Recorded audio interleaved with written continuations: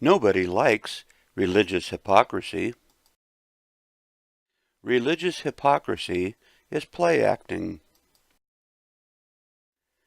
Many people believe you shouldn't talk about sin because Jesus didn't condemn anyone.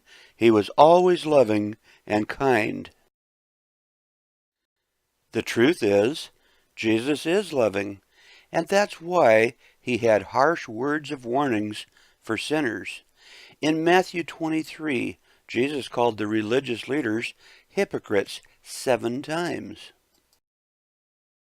He told them they were blind fools, children of hell, full of hypocrisy and sin. He climaxed his teaching by saying, "You serpents, you generation of vipers, how shall you escape the damnation of hell?" Jesus then warned that he would say to the wicked, "Depart from me, you cursed, into everlasting fire, prepared for the devil and his angels."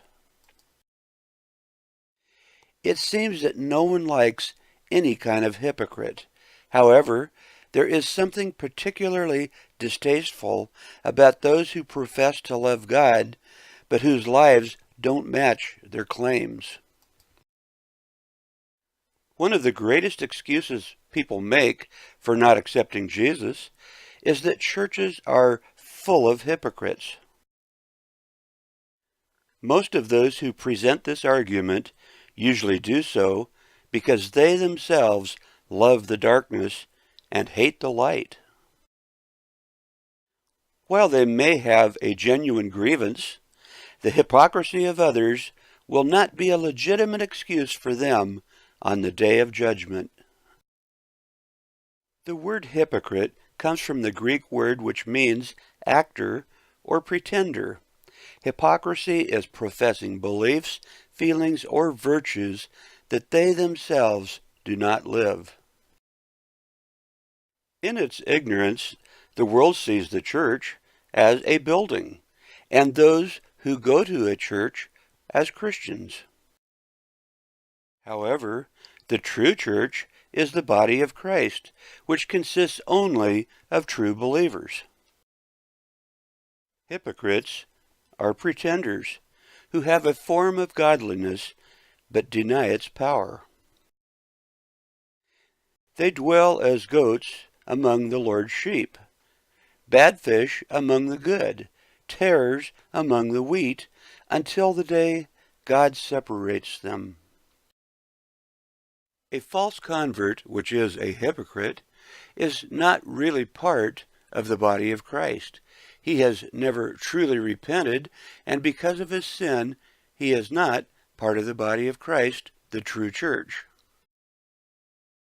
God knows those who love him, and the Scriptures warn that all hypocrites, those merely pretending to be believers, will end up in hell. The root of hypocrisy is idolatry, which easily takes root in the soil of a sinful heart. The false convert has created his own god. That's why we are warned to examine ourselves, to ensure that we are in the faith, that Jesus Christ lives in us. Jesus said, "Every good tree brings forth good fruit."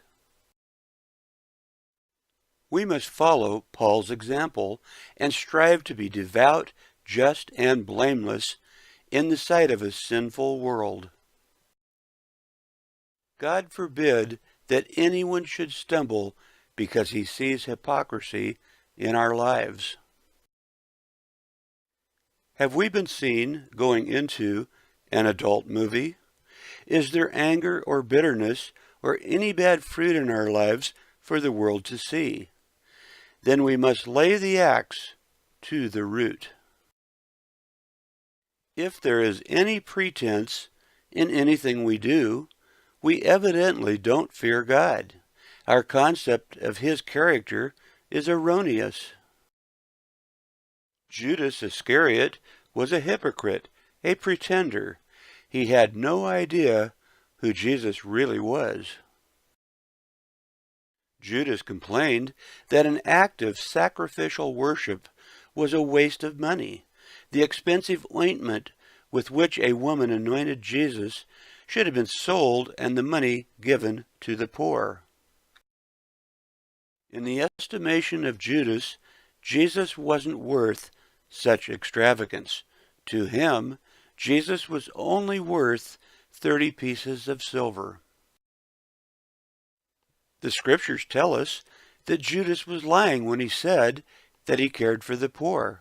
He was actually a thief, and so lacked a fear of God that he was stealing money from the collection bag. It is interesting to note that the world hates hypocrisy in churches. They detest the pretender.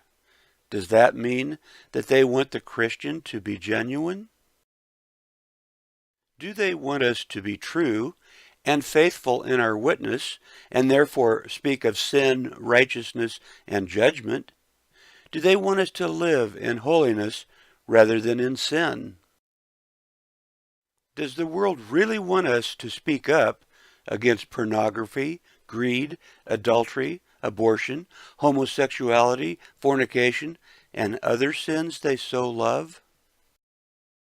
In their eyes, we are damned if we do, and damned if we don't. But the truth and reality is, the world itself is full of hypocrites that are just pretending to be good.